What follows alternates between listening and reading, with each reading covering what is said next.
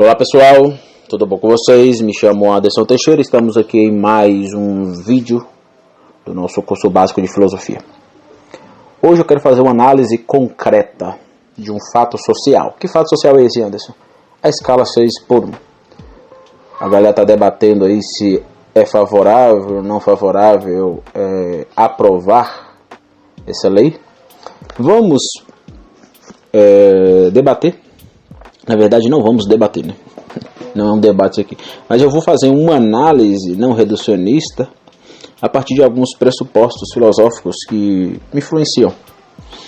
E um desses pressupostos é, claro, o Hermann Doiver e o nosso grande filósofo brasileiro, nosso maior filósofo, Mário Ferreira dos Santos. Então eu vou usar aqui tanto o pensamento do Doiver, por exemplo, na sua crítica aos reducionismos. Então, vou usar tanto o pensamento do Doiver quanto o pensamento do Mário Ferreira dos Santos naquilo que o Mário construiu dialeticamente. Então, para a gente fazer uma análise dos argumentos favoráveis e não favoráveis, quando a gente se coloca diante a escala 6:1, temos que analisar de forma não reducionista. E a única forma de analisar a escala 6:1, ou seja, todo o debate em torno da escala 6:1, a única forma de analisar ela de forma não reducionista é fazer uma análise decadialética dela. Claro, pressupondo aquilo que o Hermann Doiver chamava de a teoria dos reducionismos. Então veja o que o Mário vai dizer. Chamamos de decadialética o nosso método. Então, ponto principal.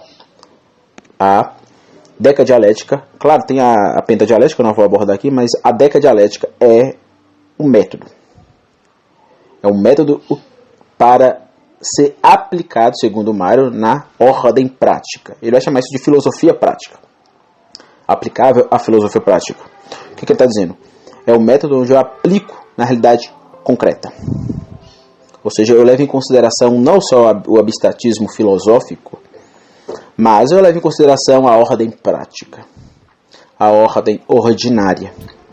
Ou seja, e essa questão de trabalhar 6 dias e folgar 1, trabalhar 5 dias e folgar 2, é uma escala ordinária. Ela se autocoloca de forma ordinária. Isso é tão importante, por exemplo, que eu vi muitas pessoas debatendo isso em bares. Pessoas do senso comum. Então a gente não pode negligenciar ordem prática, né? Eu sei que, por exemplo, eu sou muito abstratista, mas, por exemplo, pelo menos a primeira parte da filosofia quadrante está concretizada. Então eu vou tentar aplicar aqui tanto a filosofia quadrante quanto as influências da filosofia quadrante. E uma delas é justamente a obra ferreiriana. Lógica e Dialética do Mário é uma obra muito importante para a minha pessoa. Por quê? Porque o que me chama a atenção, claro, a questão lógica me chama a atenção, eu estou estudando lógica, mas o que me chama a atenção ali é esses métodos concretistas. Porque o método decadialético é um método concreto. Então são 10 campos onde ele nos ajuda a esclarecer as coisas. Se a gente for usar a etimologia, né, dialétique, a arte de esclarecer, segundo o Mário, né, através das ideias. Então, é a arte de dar luz àquilo que está obscuro. Então, quando a gente analisa no nosso cenário brasileiro, tanto a direita quanto a esquerda debatendo os assuntos, eles acabam caindo em reducionismos. Como fugir dos reducionismos?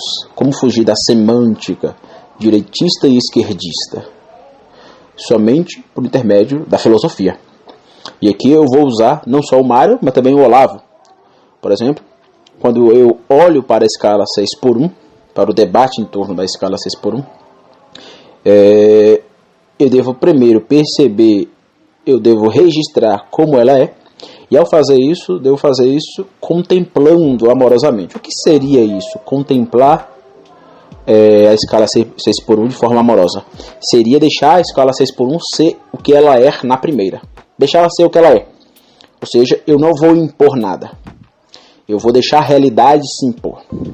A realidade vai se auto-levantar sobre mim. Então não vai ser o meu viés político. Não vai ser o meu viés direitista, o meu viés esquerdista, ou seja, qualquer viés político, econômico. Mas vai ser a própria realidade mesma, sendo que ela é na primeira. Então, para fazer isso, a gente precisa de algumas ferramentas filosóficas. Então, a ferramenta decadialética é importante. A ferramenta doiverdiana da teoria dos reducionismos é importante, porque tanto a direita quanto a esquerda, vocês, por exemplo, a galera do MBL e os esquerdistas analfabetos, o povo analfabeto. Eu estou lendo o Antônio Gramsci, estou lendo o George Lucas e fico comparando essa galera, esses webcomunistas, com gente que de fato sabia o que estava falando. E eu fico abismado como a gente dá palco para maluco, para idiota. Enfim, para analfabeto funcional, literalmente. E aqui não é um xingamento, é uma constatação. São analfabetos funcionais. Então, quando a gente analisa esse debate, a gente vê que eles estão caindo em reducionismos. Eles não estão analisando o fato concreto. Eles não estão deixando, como diria o professor Olavo, deixando a coisa ser o que ela é na primeira. Ou seja, eu suspendo o meu juízo, para citar aqui o Russell, né? Eu suspendo o meu juízo, epoqué, e deixo a coisa ser, contemplação amorosa, né? E deixo a coisa ser o que ela é na primeira. E esse deixar ser é ativo, não é passivo. Aqui, essa ideia da contemplação amorosa, epoqué, do Russell, me lembra aquilo que eu chamo na filosofia quadrante de filosofar é ação de submissão. Ou seja, eu me submeto à realidade, eu deixo a realidade ser o que ela é. Não vou impor meu viés político a ela. E para fazer isso, eu devo usar esses métodos. Então, o primeiro ponto, tanto a direita quanto a esquerda acabam caindo em reducionismos, porque, por exemplo, a esquerda não vai levar em consideração os argumentos econômicos que a direita traz, que de fato pode acontecer, o que eu vou demonstrar aqui daqui a pouco. E a direita não leva em consideração aquilo que os argumentos dos esquerdosos trazem, em relação a, por exemplo, a como o trabalhador vive na ordem prática. Então, não estou aqui para comprar viés de direita ou de esquerda. Estou aqui para analisar o fato como ela é. E o fato como o é na primeira. Então, eu contemplo a coisa amorosamente, deixo a coisa ser e fujo de reducionismos.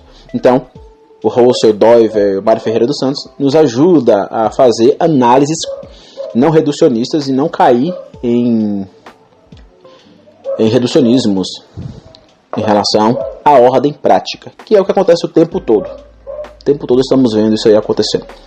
Então, a escala 6x1 vai ser o primeiro fato de ordem social brasileiro que eu vou analisar filosoficamente.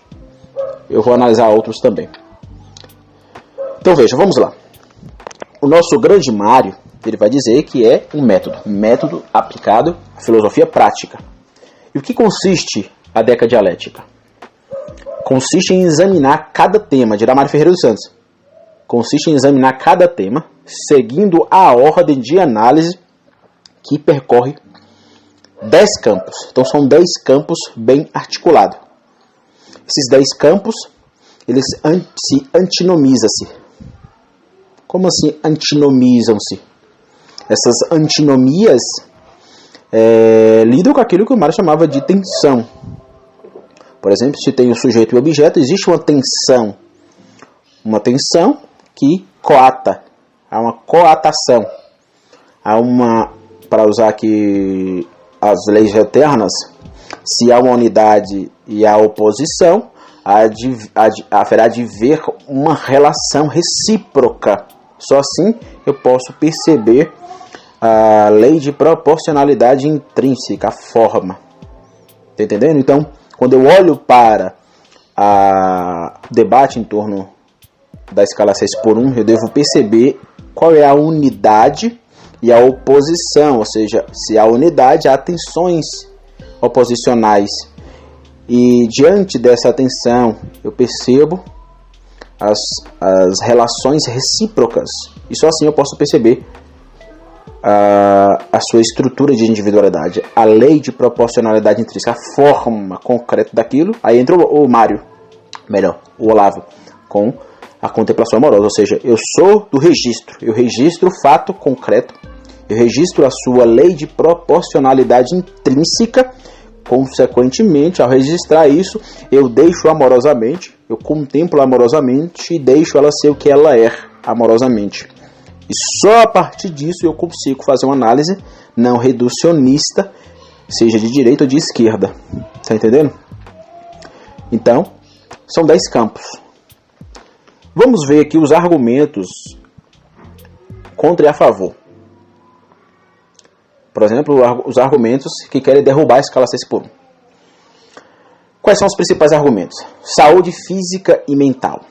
Eu peguei isso aqui de alguns artigos, alguns escritos, eu vi alguns debates. Então, um dos pontos principais é justamente esse. É o aspecto modal sensitivo. O que é o aspecto modal sensitivo refratado em todo ser humano, inclusive nos animais? Lembra da minha teoria da tripartição do ser? Já vou voltar. Veja que é uma análise filosófica. A teoria da tripartição do ser é uma teoria concreta. Ou seja, tudo aquilo que existe de forma factual. Como eu tinha dito, tudo aquilo que eu posso ver e pegar. Cheirar. Por exemplo, você não consegue pegar entes abstratos. Aquilo que os escolásticos, a filosofia medieval, vai chamar de entes de razão. Então, existem os entes de razão, que de fato existem, mas eu não consigo pegar na felicidade, eu não consigo pegar na tristeza, eu não consigo pegar nas minhas emoções, mas eu sei que eles existem como entes de razão. Então, além dos entes de razão, há aquilo que os escolásticos vão chamar de entes reais, que o Mário vai chamar de entes concretos, a concretude da realidade factual que assume uma forma ôntica na realidade. O primado ôntico, as coisas que existem. Então, as coisas que existem possuem 3 pontos, como coisas que existem enquanto entes reais. Quais são elas? A teoria da tripartição do ser. O ser ente, o ser intermediário e o ser sujeito. O ser intermediário e o ser sujeito são importantes, porque vai abordar a questão da dimensão psíquica. Por exemplo, eu sou irmão do meu cachorro aqui. Que sentido? No sentido que ele sente, eu sinto. Mas eu não sou irmão da cadeira, desse inanimado. Então, para explicar o que é isso, né? A galera que está chegando aqui de paraquedas, a teoria da tripartição do ser é uma teoria do Everdiano. Estou partindo daquilo que o Davi chamava de aspectos modais. Então, por exemplo, o primeiro ponto é o ser ente. O ser ente é o reino dos inanimados. E ele tem 3 campos, 3 blocos. O primeiro bloco, o ser ente fisicalista. Por exemplo, uma rocha. O ser ente biologista, por exemplo, uma árvore. O ser ente artefatal ou modelado. Por exemplo, uma cadeira. Com o avanço da modernidade, o avanço da ciência, que isso é bom, nós podemos criar coisas artefatais, porém inanimadas. Ou você acha que sua cadeira tem vida? Ou você acha que sua cama tem vida? Seu guarda-roupa, sua geladeira, seu carro, sua moto? Não tem vida. Como um cachorro, ou um gato, ou um ser humano. Então, mas eles são mais sublimes do que, por exemplo, uma pedra. Veja, o termo sublime aqui não é um termo necessário, é apenas contingente. É um termo contingencial. Eu posso usar outro, provavelmente eu irei usar outros conceitos no futuro próximo, quando eu voltar a revisar a filosofia quadrante, pode ser que eu revise isso, mas eu uso essa terminologia para dar uma separação, mas não necessariamente é no sentido qualitativo, apenas no sentido mais sistematizado. Ou seja, por exemplo, fazer uma cadeira, fazer um notebook leva uma sistematização mais complexa. Então, apenas nesse sentido. Enfim, dito isso, então você está rodeado desses artefatos, chamado de artefatos culturais, que é o exercício de domínio do homem. Então o homem exerce sua cracia, seu poder sobre a realidade, sobre a qual Deus deu. Deus deu o homem a todos os seres humanos. Ele pode ser lulista, petista, bolsonarista, ateu, cristão. Deus deu a todos os seres humanos, por meio da graça comum, o exercício de poder. No sentido Foucaultiano mesmo. O poder, ele é macro, ele é micro. Eu exerço o poder sobre outro e outros exercem poder sobre mim. É a ontologia da cratia. A cracia, ou a cratia, diz respeito ao poder. Lembra lá do jogo Kratos? Quem já jogou aí Deus da Guerra sabe muito bem disso. God of War. Então, quando nós analisamos o Kratos da realidade, nós percebemos que há um exercício de poder. Esse exercício de poder veio do ser humano. Então, nós exercemos poder sobre a realidade e criamos coisas. Então somos coroa da criação. O ser humano é a coroa da criação. Além disso, tem o ser intermediário. Por que intermediário? Porque não é nem um inanimado nem um ser sujeito. Ele está entre os dois. E por estar entre os dois, não é nenhum nem outro, logo é intermediário. Ele possui os mesmos atributos aspectuais dos seres entes inanimados, seja ele fisicalista e biologista modelado, e também possui um aspecto importante do ser sujeito, ou seja, do ser humano, que é o sensitivismo, a sensação. Então, o ponto importante aqui é que os animais também sentem. Os animais também sentem. Se você perceber um gato e você pegar um facão, como diz aqui na minha terra, e tacar no gato, arrumar, como diz aqui na minha terra, e ferir a pata do gato, você vai perceber que existe uma grande diferença entre você pegar e ferir uma árvore e ferir um gato. Ou seja, se você leva em consideração a ordem prática, aquilo que o Mário chama, né, a filosofia prática, você vai perceber essa diferenciação. Uma coisa é eu tacar o facão no meu gato e ferir uma árvore. São coisas diferentes. Por que são coisas diferentes? Porque a árvore está ativa no aspecto sensitivo, apesar de alguns dizerem que está, né? Mas eu discordo. Filosoficamente eu discordo. Dito isso, o último grau da tripartição do ser é o ser sujeito. E o ser sujeito também está ativo na dimensão psíquica. Então, quando dizem que a saúde mental e a saúde física importa, está abordando justamente essa dimensão sensitiva. Ou seja, todos os aspectos da realidade importam no ser humano, estão ativos no ser humano. E um deles é justamente a sensação. Eu sinto.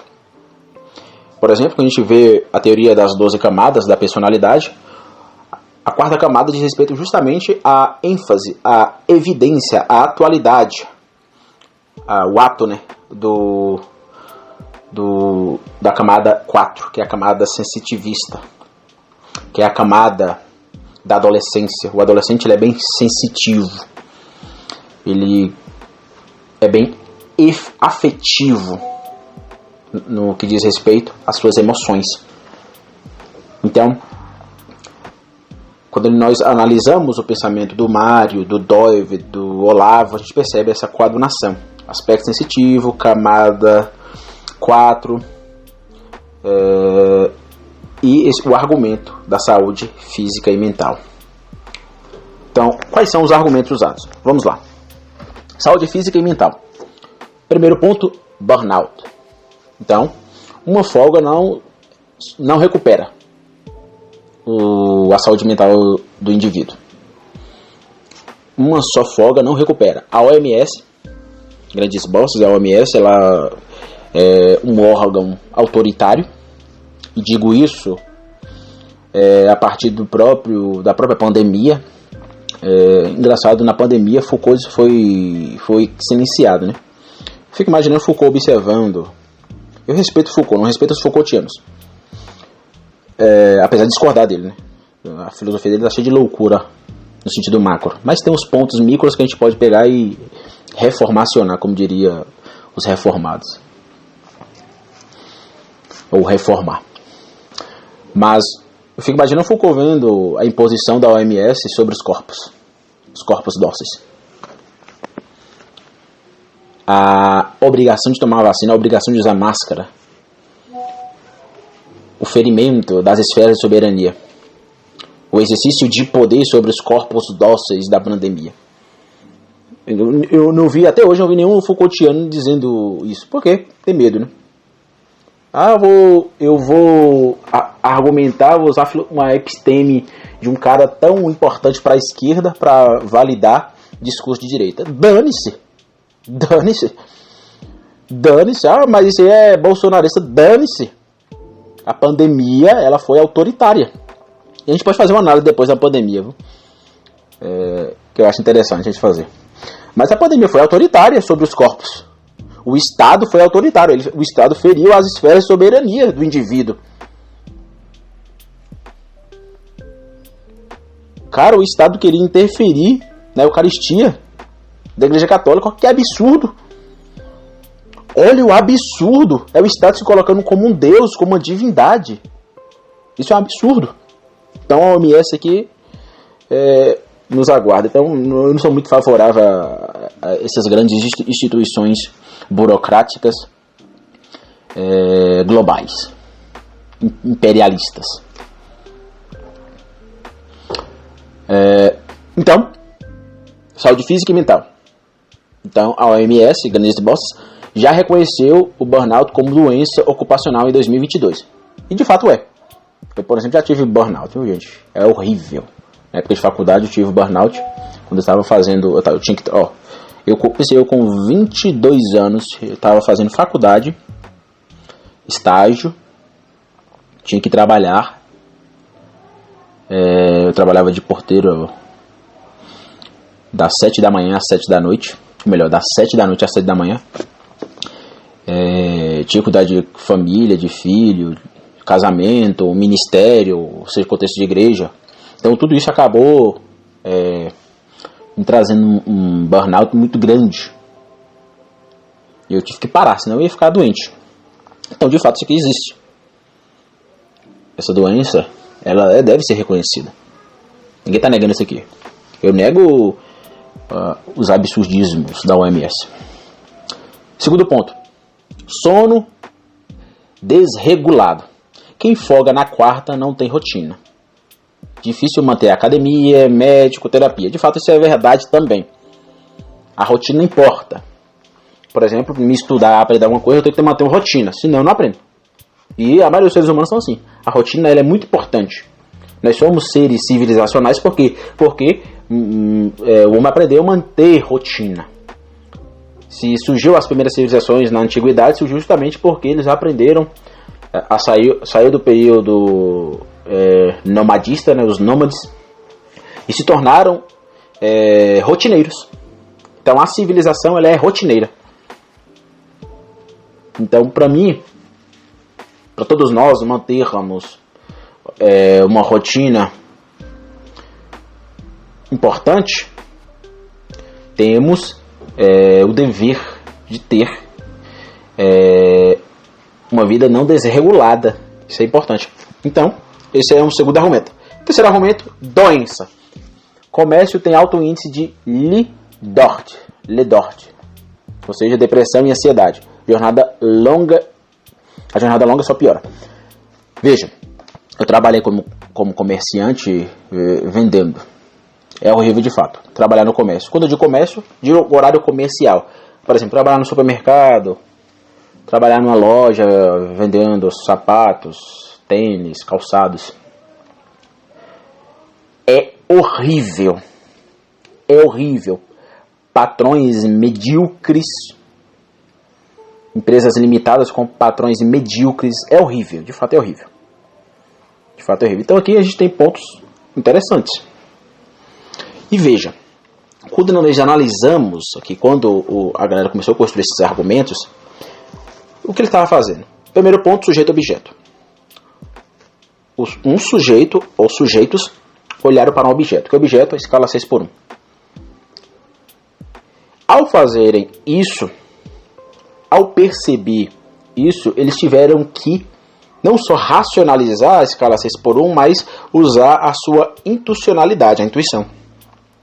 Então, o sujeito, quando olha para a escala 6:1, ele percebe dois aspectos enquanto sujeito indo ao objeto, que é sua subjetividade, o seu interior, e a objetividade da escala 6:1. Então, existe um sujeito da análise e existe a coisa analisada. Existe o sujeito que possui pressupostos eidéticos. Por exemplo, se o cara é cristão, isso vai contar. Não há neutralidade. A pretensa neutralidade é um erro. Então, se eu sou cristão e analisar a escala 6:1, o meu pressuposto, criação, queda e redenção, ou seja, minha cosmovisão, dimensão eidética. Tô voltando aqui, pessoal. Eu tive que dar uma pausa, minha filha me chamou ali. Então, posso ser que eu pause novamente e retorno. Então, retomando, né? Então, a gente estava no sujeito-objeto. Então, se o sujeito olha para o objeto, ele olha para o objeto percebendo a noema e a noesis. Que seria noema, coisa em si. Extramentibus em latim, ou extramentes. E a noesis, o eu interior. Então, e o objeto, no caso aqui a objetalidade da análise da escala 6x1, possui toda uma patência, aqui agora, mas possui uma latência, aquilo que passou e aquilo que pode vir a ser. Então, qual é o círculo de latência da escala 6x1? Quais são as possibilidades e não possibilidades da aprovação ou não aprovação dessa lei? Então, isso é importante, que a gente vai analisar. Mas a saúde física e a saúde mental é o primeiro pressuposto. Então, o cara que analisou isso aqui, que construiu isso aqui, ele tá, ou uma mulher, não sei quem foi que escreveu esse texto, ele está usando, na relação sujeito-objeto, a partir da dimensão sujeito, ele está usando a sua intuição. Ele está percebendo os fatores emergentes, não só predisponentes, mas os fatores emergentes, por meio de uma intuicionalidade. Então, quando eu uso a minha intuição e, enquanto sujeito, vou ao objeto, eu faço a partir de uma esquemática heterogênea. Eu percebo várias facetas. Ou seja, eu percebo a circularidade latente, aqui no caso, que passou. Porque a latência não é só futuro, viu, gente? O círculo de latência diz respeito ao que passou, ao aqui e agora, que eu chamo de fração agórica, e o vir a ser, o devir. Que eu vou chamar, usando aí o alemão, né, o Sollsein. Então, quando ele diz, uma só folga não recupera, quem folga na quarta não tem rotina, o comércio tem alto índice de depressão e ansiedade. Tudo isso aqui é a pessoa percebendo o círculo de latência que a escala 6x1 causa no indivíduo. Tá entendendo? Então isso é um ponto muito importante. Ponto muito importante de analisar, porque ele está usando a sua intuição. Segundo ponto, vida social e familiar zero. Folga no meio de semana. Família e amigos folgam no domingo. Você trabalha, não vê filho, não vai em festa, etc. Ponto importante. Por quê? Porque enquanto sujeito, ao olhar para o objeto escala 6x1, eu percebo que não tenho tempo. E o capitalismo possui suas desordens. E essa é uma desordem. É a exaltação e divinização da esfera econômica de uma empresa sobre a família. E a principal esfera da sociedade é a família cívica, não arranjos familiares. 2 homens, 2 mulheres, um avô, uma avó, etc. Isso é tudo arranjo familiar. Isso é tudo arranjo cultural, feito em determinada cultura. Já a família cívica, não. A família cívica é guiada pela dimensão biótica, porque para se ter pessoas no mundo necessitamos do pênis e da vagina. É simples. É simples, galera. Do pênis e da vagina. Sem isso é impossível ter seres humanos, é impossível ter civilização. Ah, mas fulano conseguiu ter filho sem homem. Eu estou falando no sentido macro. Desde que o mundo é mundo, o que funciona não é esses fatos isolados. O cara quer pegar um fato isolado para refutar um fato concreto que está dando certo desde a antiguidade. Não. Eu não vou medir a régua por um fato isolado. Eu vou medir a régua pelo fato macro, por aquilo que deu certo durante toda a história humana. Porque eu sou bem pragmático. Esse argumento aqui é um argumento pragmático. Eu sou pragmático nesse sentido. Então, a dimensão cívica, familiar, importa mais que qualquer empresa. A família importa mais do que a igreja. E quem discorda de mim, discorda de Jesus. Discorda do apóstolo Paulo. O que Paulo disse? Ame a sua esposa como Cristo amou a igreja. Como Cristo amou a igreja? Se doando, entregando o seu próprio corpo na cruz e morrendo pelos nossos pecados. É a Bíblia que está dizendo. Então, se você discorda de mim, você que é cristão, discorda de mim, discorde de Paulo. Discorda da Bíblia. Então, a família é mais importante do que qualquer esfera de soberania. Porque quando eu uso a minha razão e vou até o objeto familiar, eu percebo isso. Eu percebo, eu tenho um conhecimento disso. Porque a razão conhece, e se há o conhecimento ao desconhecer, né? E aqui é invariante dizer que a família é mais importante do que o trabalho. É invariante, não é variante, não varia. Não é variante, é invariante. Não muda. Tá entendendo? Então esse argumento é plausível. A vida social e família zero acaba sendo destruída. Eu não sei se com um dia a mais isso vai mudar muita coisa, não sei. Mas, de fato, a folga no meio de semana acaba atrapalhando. Ou apenas uma folga sem rotina acaba atrapalhando. Uma folga só. Porque a família é mais importante do que qualquer trabalho.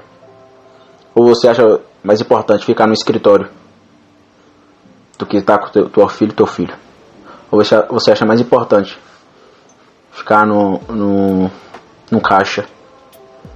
Ficar mais tempo no caixa do que com sua esposa, seu esposo, seus filhos, suas filhas? Se você discorda disso, você é maluco. Você é meio doido. E não deveria estar formando família. Então, dito isso, novamente dei uma pausa, meu filho me chamou. Dito isso, eu vou dar uma pausa e vou continuar nas próximas aulas. Nós estamos usando aqui o esquema dialético. Estamos aqui abordando aqui a concretude da coisa, pressupondo a década dialética de Mário Ferreira dos Santos. Nas próximas aulas eu vou abordar aí a questão de intensidade e extensidade. Ou seja, a intensidade ao usar a dimensão intuicional e perceber os variantes e variantes, conhecendo e desconhecendo o meu objeto de análise, que seria a escala 6x1. A racionalidade de homogeneizar de forma extensiva, ou seja, a extensidade, conhecendo e desconhecendo a escala 6x1 e percebendo seus variantes e invariantes. Então isso é importantíssimo. Então nos próximos vídeos eu vou dar continuidade. Provavelmente eu vou dividir essas aulas em partes, porque vai ficar muito grande. Então, muito obrigado. Até a próxima, galera. Tchau, tchau. Valeu.